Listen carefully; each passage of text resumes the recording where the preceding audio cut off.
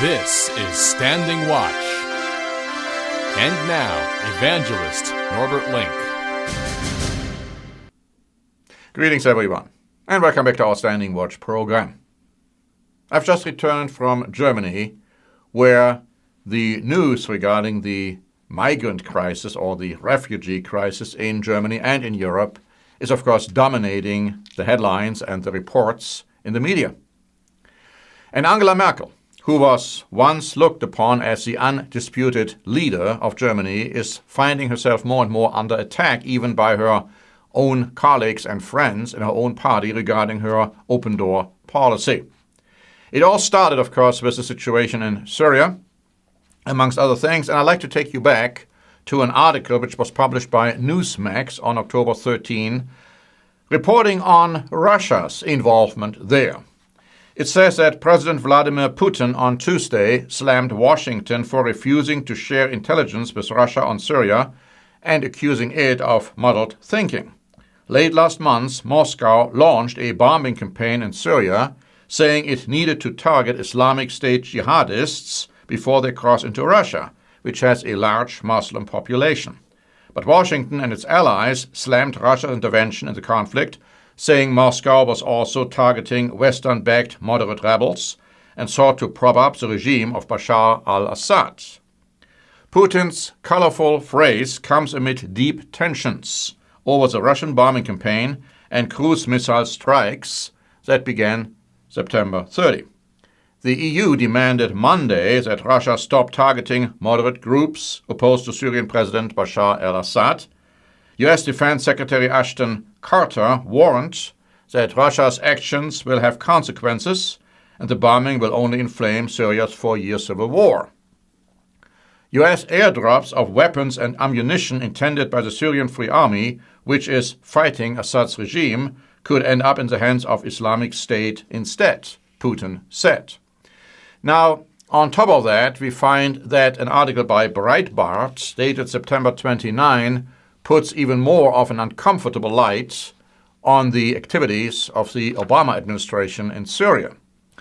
It says that the Obama administration has thrown in the towel on a plan to spend $500 million on training moderate Syrian rebels to fight ISIS, al-Qaeda, and the regime of Bashar Assad. CBS News reports the program has been quietly suspended. The program was beginning to draw bitter opposition even from Democrats. It goes on to say that the first wave of new Syrian force fighters was ambushed by al-Qaeda and wiped out, with many of them killed, kidnapped, or MIA.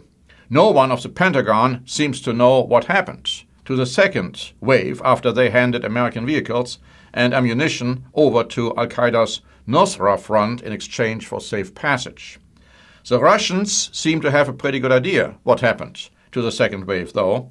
First they are armed and trained, and then they defect, President Vladimir Putin said at the United Nations.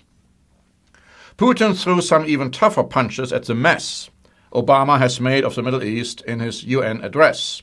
Here is the relevant section in its entirety. It is now obvious that the power vacuum created in some countries of the Middle East and North Africa led to the emergence of anarchy areas. Those immediately started to be filled with extremists and terrorists. Tens of thousands of militants are fighting under the banners of the so-called Islamic State. Its ranks include former Iraqi servicemen who were thrown out into the street after the invasion of Iraq in 2003. Many recruits also come from Libya, a country whose statehood was destroyed as a gross violation of the UN Security Council Resolution 1973, he said. The new Syrian force fiasco, the article goes on to say, is a major Obama blunder, part and parcel of the disastrous foreign policy he tried to spin as a success at the United Nations. It turned into the biggest disaster since Jimmy Carter sent helicopters into the Iranian desert. Russia and others looking to redefine the Middle East will use this debacle, not just to embarrass the United States, but to persuade anyone considering an alliance with America instead of Russia and Iran to reconsider. Now, these comments are very, very accurate in looking at what is happening in Europe. Up until now, the reporting on Vladimir Putin, especially in Germany, was very, very negative. But now I was finding more and more articles over there even in magazines like Der Stern, asking the question, is Putin right and is Obama wrong?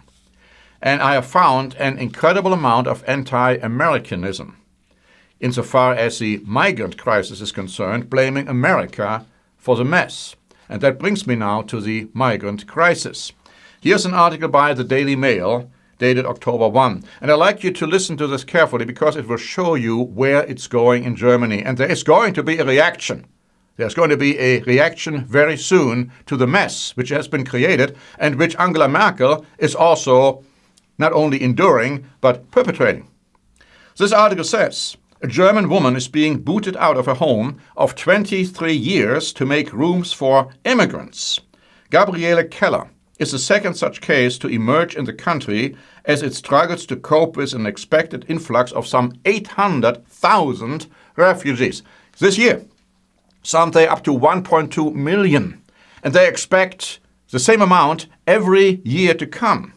It goes on to say, the local municipality has given Mrs. Keller until the end of the year to leave her flat in the southern town of Eschbach. Mario Schlafke, the town's mayor, says the authorities had no choice. The alternative would have been to set up beds in the gym. Wow. Her case comes days after it emerged that a nurse was being evicted from her home of 16 years for the same reasons. Yesterday, it was announced that Germany has translated the first 20 articles of the country's constitution outlining basic rights like freedom of speech into Arabic for refugees to help them integrate. Germany's open door policy, the article of Daily Mail goes on to say, to migrants has sparked clashes with some Eastern EU member states, in particular Hungary. It also has fueled tensions domestically, with riots erupting between left and right-wing hardline groups and fights breaking out among migrant groups because they have all kinds of different Muslim beliefs. With up to 10,000 arrivals each day, fueling voters' worries, President Joachim Gauck, who has a non-political role, hit a nerve with a speech on Sunday, saying there is a limit to how many refugees Germany can absorb. Aside from the cost and practicalities of looking after so many people, almost 1% of Germany's population, many voters are worried about how they will integrate into society because, after all, they're all Muslims. The EU Observer wrote on October 10 that Angela Merkel and François Hollande have called on the European Union to show unity and respect the values on which it was built, but stopped short of ideas on how to tackle Europe's problems because there aren't any solutions. The Local reported on October 13 that Germany's anti-Islam party Pegida stepped up its attacks on Chancellor Angela Merkel on Monday, slamming her as the most dangerous woman in Europe and demanding she resign. The article added on October 9 that the Bavarian government is threatening to take Chancellor Angela Merkel to the country's highest court to make her change her refugee policy. Bavarian Minister President Horst Seehofer of the Christian Social Union, CSU, and his cabinet demanded that refugees be sent back before they cross the Austrian-German border. And then it says on October 14, according to a report by The Local, that only 33% of Germans now agree with the Chancellor's migrant policy, a decrease of 11% since approximately 6 weeks ago. Around 64% of Germans polled were found to disagree. The opinion was widely shared across all of Germany's main political groups. The results also showed that 56% of people surveyed think there were already too many refugees in Germany. This figure has risen by 10% in just 1 month. Only 20% were found to believe that the country could still accommodate more asylum seekers. And so the overall wave of antagonism against Angela Merkel and her policy could not have been overlooked. And even though she gave an interview while I was over there, explaining that the policy was right, and if anybody else feels differently, then that is not her country, it is becoming more and more clear that Angela Merkel's position as the unchallenged leader is disappearing. And it's also clear that a vacuum is going to be created, which has to be filled in Germany. And we don't know yet who is going to fill it because there's really no quote-unquote competent challenger on the horizon, but that doesn't mean that challenger doesn't exist. We have to understand that even though the Germans originally welcomed the refugees, they are now realizing more and more that not everybody who is coming into Germany is coming from Syria. Many are coming from other countries pretending to be Syrians, and it's also clear that some ISIS fighters are amongst them, coming into Germany to do their dirty work while they are there. And so the worries escalate, and something is going to happen very soon in that country and in Europe. Now, if you want to know more about what the future holds and how this is going to affect America, because as the one article I read to you says, nobody trusts America anymore. Nobody really wants to have any alliance with America because everything America seems to be touching goes up in flames. If you want to know more from a biblical standpoint, we have prepared 2 booklets which will show you from the pages of the Bible what is prophesied to happen. One is Middle Eastern and African nations in Bible prophecy.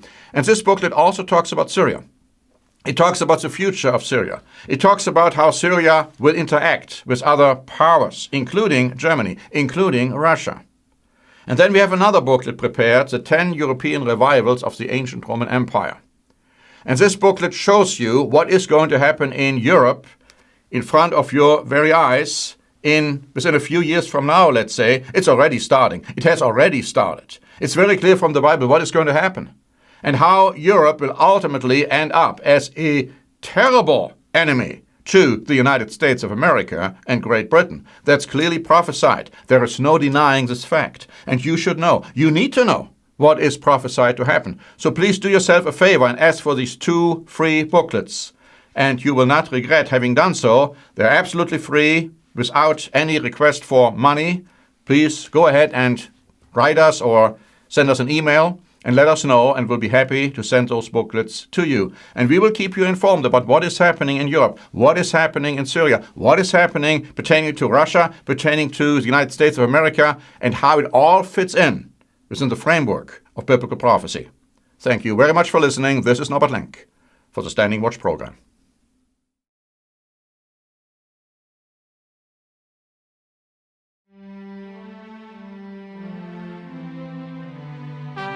Standing Watch is a presentation by The Church of the Eternal God, P.O. Box 270519, San Diego, California 92198. More information is also available at our website, eternalgod.org.